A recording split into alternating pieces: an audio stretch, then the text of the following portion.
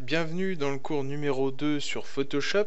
Et dans ce cours, on va voir un petit peu les textes, donc les polices, ça s'appelle, et nous allons voir aussi les formats d'images. Donc on y va. Ici, nous avons le T, un T, c'est la police, c'est ce qui nous permet d'écrire. Donc déjà, je vais enlever le petit cadenas de l'arrière-plan en cliquant dessus. Voilà. Et je vais vous montrer un petit peu comment fonctionnent les polices. Donc on y va.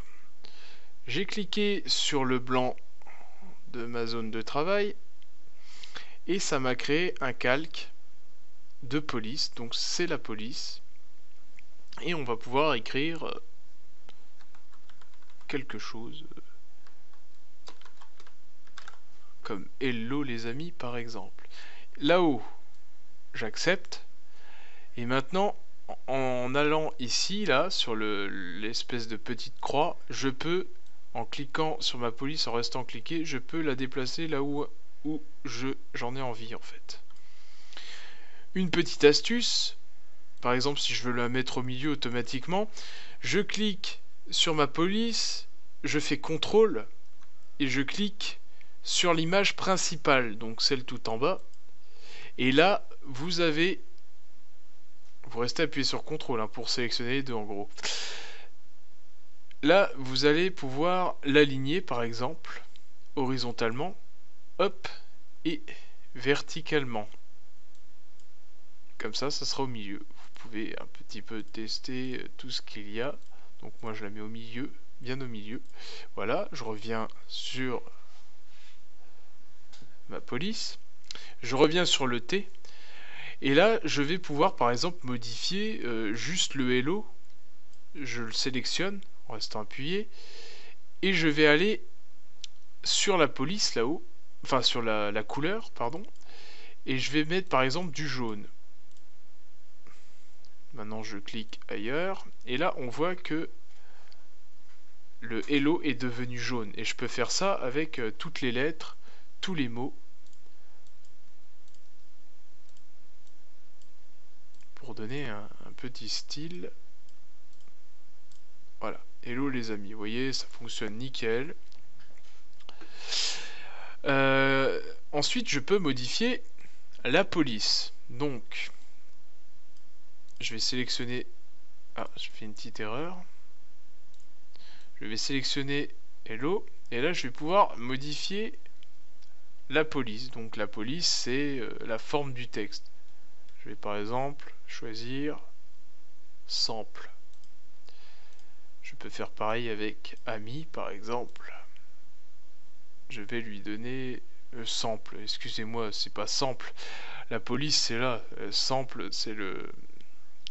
c'est écrit sample pour donner l'exemple de comment ça rend. La police, c'est ici. Donc, par exemple, je vais prendre Gloucester MT Extra Condensed. Et c'est pas sample, c'est ça le titre de la police. Je clique.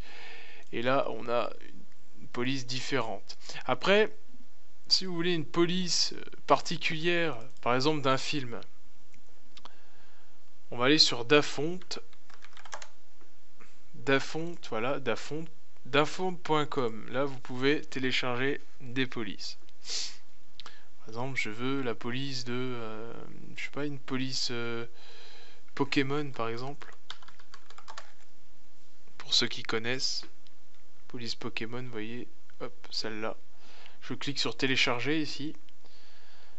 Et je l'ouvre avec, avec un décompresseur. Par exemple, normalement j'ai WinRAR d'installer. Non, je l'ai pas en fait. Bon, bah, avec WinRAR, vous pouvez l'ouvrir. Bon, moi je l'ouvre avec Windows, ça devrait pas poser de problème. Et là, j'ai deux. J'en ai deux, donc j'ai le solide, j'ai le holo. Donc je vais prendre le holo. Donc si je double-clique, je peux voir un petit peu comment est faite la police. Et là-haut, vous cliquez sur installer tout simplement. Hop, c'est bon. Donc elle s'appelle Pokémon Holo. Donc je reviens dans Photoshop, je vais prendre le Hello, tiens je vais modifier le Hello. Et normalement, ça bug. Normalement, si je vais dans les polices, c'est que je vais dans les P. Pokémon Holo doit y être. Donc on va chercher Pokémon. Pokémon Holo, le voilà. Et là, on a la police Pokémon qui s'est mis. Donc ce que je peux faire, imaginons je veux colorier l'intérieur. Bon là par contre je peux pas parce que tout simplement parce que là on est en mode police. Police, on ne peut pas la modifier, c'est pas un dessin la police, c'est un texte. Si on veut la mettre en dessin, on ne pourra plus la modifier après cette police. Donc on fait clic droit ici et je vais pouvoir pixeliser le texte. Là, c'est devenu une image. On ne peut plus modifier la police. Regardez. Vous voyez? On ne peut plus la modifier. Maintenant, c'est devenu une image. Donc, si je reviens dans les outils que je vous avais montrés, outils pot de peinture par exemple, et que je prends du bleu, allez, et que je clique à l'intérieur, eh bien ça... Je croyais que j'avais pris du bleu. Ah non, j'ai pas... Ok. Et que je clique à l'intérieur, vous voyez, ça va colorier le vide que j'ai mis. Donc je vais faire ça. Je vais faire du vert. Du vert ici aussi. Allez, c'est juste pour vous montrer, parce qu'on va revenir en arrière après. Voilà. Vous voyez? Là, je modifie les couleurs. Voilà pour les polices. Donc je vais supprimer la police. Je vais carrément tout supprimer. Et je vais vous montrer autre chose maintenant. Maintenant, on va passer aux images. Les images. Donc on va zoomer un petit peu sur ces deux images différentes. Deux formats d'images. Donc nous avons les formats PNG et les formats JPG. On en a plein d'autres, des formats. Il y a aussi BMP et GIF et des tas d'autres. Donc c'est quoi la différence entre ces deux images? PNG, l'avantage c'est que il y a la transparence qui est gérée. Donc pour le web, c'est bien, on va pouvoir décorer des sites internet avec de la transparence. Regardez, si vous voyez, on peut voir que le blanc de l'image est transparent. Enfin, c'est même pas du blanc, c'est de la transparence tout court. On peut voir à travers, alors que l'autre, c'est exactement la même image, j'ai fait exprès pour vous comparer. Si on l'enregistre en PNG, en JPG, en JPEG, la transparence deviendra blanche, et du coup, c'est pas transparent du tout. Et c'est ça la différence. Le JPG, c'est plus pour les photos, donc c'est des photos compressées qui prennent beaucoup moins de place. Et le PNG, ça prend pas de place non plus, mais on gère la transparence. Donc ça va être plus pour les logos et les trucs comme ça. Par contre, si vous faites un super montage, super propre, super beau, HD, etc., le meilleur format, c'est BMP. Il faut le mettre en BMP. Ça prend énormément de place, mais par contre, c'est la qualité. Et le JPG, c'est un peu le MP3 du BMP, c'est-à-dire que c'est une version compressée de la photo. On ne le voit pas forcément à l'œil nu, mais elle est compressée pour pas prendre trop de place. Si vous voyez 200 KO, ça prend pas de place. Ça prend même moins de place que le PNG parce que c'est une image de base. Bref. Maintenant, je vais l'ouvrir avec Photoshop. Alors c'est pas la bonne version, ça. Je vais le glisser dedans. Voilà, donc on a notre pomme avec la transparence. Ça veut dire que si je crée un calque, je le mets en dessous le calque, et que je viens dessiner, eh bien on voit bien que c'est transparent. Alors qu'avec un JPG, normalement vous avez compris, il n'y a rien de transparent. Vous voyez? C'est pas transparent du tout. Et c'est ça l'avantage du JPG. Ce qui est bien, c'est que avec le PNG, pardon. Ce qui est bien, c'est qu'avec le PNG, je peux sélectionner l'objet qui est dessiné. Par exemple, si je fais CTRL, je reste appuyé sur CTRL et que j'appuie sur la vignette du PNG, ici, ça va sélectionner la pomme. Que ce qui est dessiné, je peux le sélectionner. Alors qu'avec le JPG, si je fais ça, alors attendez. et ben ça sélectionne l'image entière. Et ça, c'est un problème quand on veut faire des montages. Donc le JPG, on va le laisser tomber pour le moment, parce que c'est une image à retoucher. Donc je supprime. Ça, je supprime aussi. Donc, ce qui est bien avec... Je vais vous montrer. Vu que il n'y a que l'objet, c'est un objet quoi en gros, on peut le modifier un peu comme on veut. Donc, l'arrière-plan, je clique sur l'arrière-plan ici, enfin le calque qui est en dessous. Je fais Shift F5 et je vais le remplir d'une couleur. Je vais prendre du noir. Voilà. C'est pour remplir vite fait. Et là, je vais modifier un peu la pomme et on va revenir aussi sur les polices et je vais vous montrer quelque chose. Donc je vais cliquer ici, double-cliquer ici. Voilà. Et avec le style de calque, je vais pouvoir faire des effets un peu d'ombre, de lueur, de choses comme ça, qui sont très intéressantes dans les montages. Je vais vous montrer. Lueur interne par exemple. Je vais faire une lueur interne, donc c'est la lueur qui va aller à l'intérieur. Ici, mode de fusion. Alors là, vous avez plein de modes de fusion. On les verra même plus tard. Sauf si vous les touchez maintenant, vous pouvez regarder, mais on verra plus tard ce que ça donne. Je vais passer en normal. L'opacité, c'est la transparence, donc je vais mettre à 100% pour tester. Maigri et taille. On va s'intéresser à maigri et taille. Et je vais pouvoir augmenter le maigri et la taille pour pouvoir faire une lueur.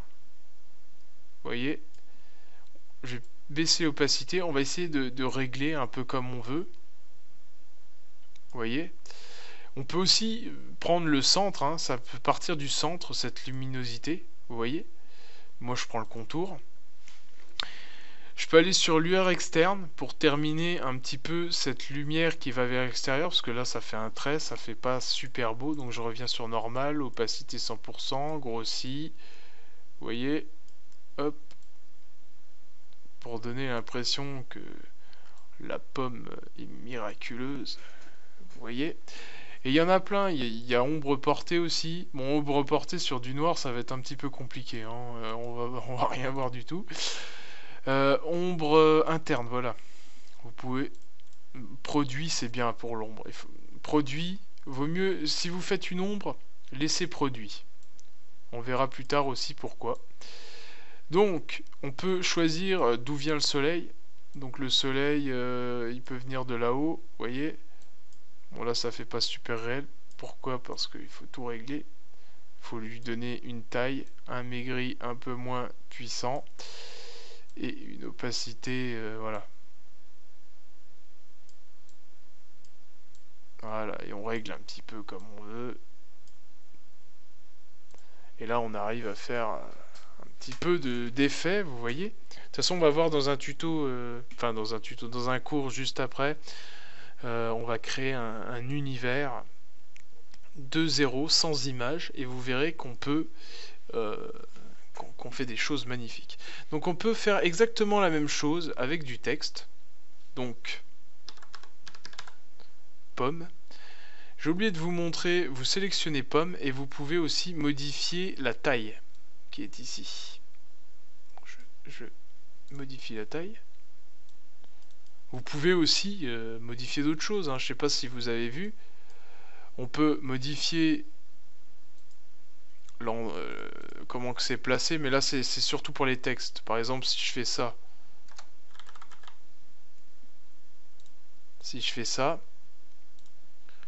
je peux modifier si le texte est bien centré, s'il est carrément sur la droite. Vous voyez, là il est bien centré, là, vous voyez. Bref, on enlève ça. Je peux modifier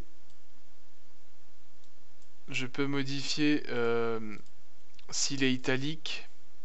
Ah, ça marche pas avec toutes les polices. Je vais vous montrer avec une police de base. Voilà, là italique. Oh, il y en a plein, ils en ont rajouté. Si c'est gras, non mais en fait, je vais prendre une de base parce que là je suis un peu perdu là. Arial.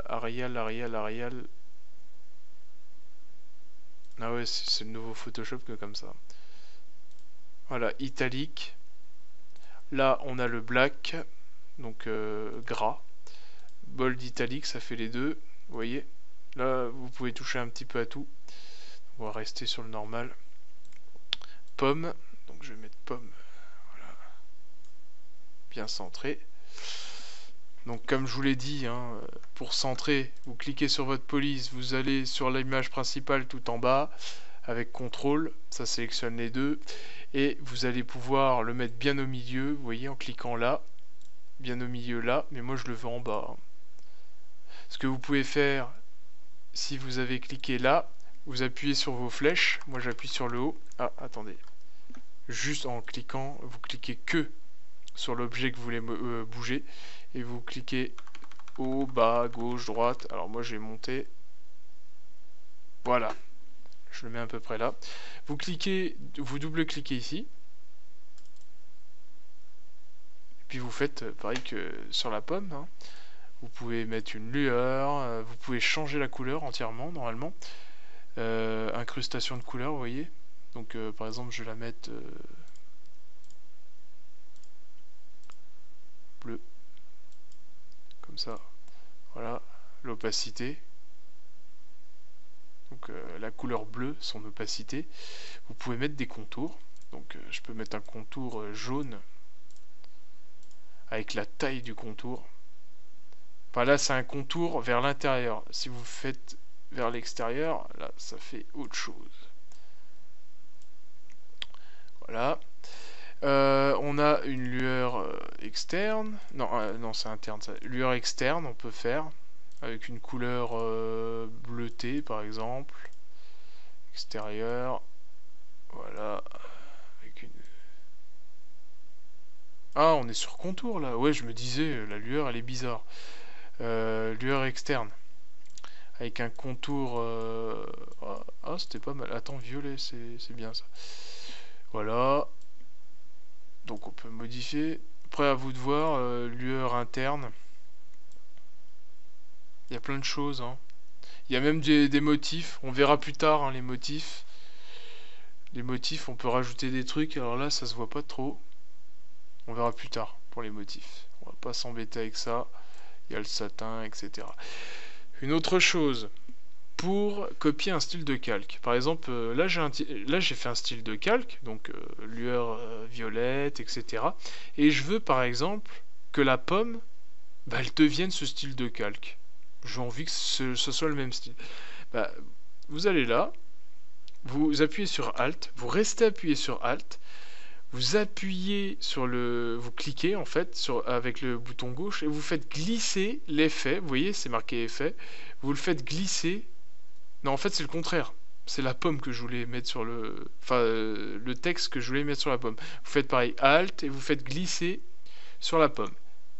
Et là, l'effet calque vient sur la pomme. Bon, là ça le fait pas du tout. Hein. Donc, je peux même modifier, du coup, remodifier la pomme. Donc, ce qu'il fait pas, c'est l'incrustation de couleur, voilà. Vous voyez, là on a à peu près le même effet. Voilà. Du coup, maintenant, si je veux faire un truc transparent, je vais l'enregistrer maintenant, mon image, donc je vais enlever ça. Donc je l'enlève pas, je le masque, donc j'enlève l'œil. Je fais enregistrer sous. Je vais le mettre sur le bureau. Alors, vous pouvez enregistrer votre projet. Donc, je vais l'appeler mon projet. Si vous l'appelez mon projet Photoshop, si vous le mettez en PSD, enregistrer, ok, vous pourrez remodifier votre projet. Ça, c'est votre projet. C'est-à-dire que si vous cliquez dessus, tac, ça relance votre projet, vous pourrez le modifier à l'infini. Moi, quand je fais un montage, je garde toujours l'original du projet, que je pourrais remodifier par la suite si j'ai fait des erreurs et que je m'en suis rendu compte. Je reviendrai sur le projet. Ça, quand vous faites un gros montage, vous gardez ça. Le plus important, c'est pas l'image, c'est le projet. D'accord ? Enregistrer sous. Maintenant, on veut le faire en mode transparent. Donc PNG, je vais mettre mon projet.png enregistré. Ok. Et là, si vous regardez, on a la transparence qui est gérée. Si j'enregistre et je le mets en JPEG, .jpg, la qualité, alors moi en général je lésine pas, je mets le maximum. Si vous voulez que ça prenne moins de place pour le mettre sur le web, à vous de gérer le truc. Ok. Ok. Vous regardez mon projet.jpg, il n'y a plus de transparence. Pourquoi? C'est pas géré la transparence. Comme je vous ai dit, c'est PNG qui gère la transparence. Et si vous voulez un projet de qualité, bon là c'est une image de base, pas lourde, toute petite, mais quand c'est une immense image propre que vous avez mis des heures et des heures à faire, etc., et que vous voulez vraiment que la qualité, quand vous redistribuez l'image, elle soit de qualité, et bien là, vous choisissez BMP. Là, c'est du lourd par contre. Il n'y a pas de compression. Je vais vous montrer. Donc là, on a la qualité. Là, la qualité, mais qui pèse pas trop lourd. Et là, on a la qualité PNG qui gère la transparence. La transparence, ça coûte 354 KO. Vous voyez, ici on a 253, c'est moins lourd mais il n'y a pas la transparence. Et là on a du lourd, un EMO 2, c'est du lourd. Par contre la qualité, là c'est pas compressé du tout quoi. Alors je sais pas, à mon avis on va pas voir la différence. Non, on voit pas la différence à l'œil nu parce que c'est une petite image, mais sur très grosses images franchement on voit la différence. Vous voyez, c'est comme ça que ça fonctionne. Après, on verra plus tard d'autres formats comme le GIF qui permettent notamment de faire des images animées. Et même, on verra comment les modifier, etc. Donc voilà, c'est la fin du cours numéro 2. Et puis on se retrouve pour le cours numéro 3. Donc je vous dis à tout de suite.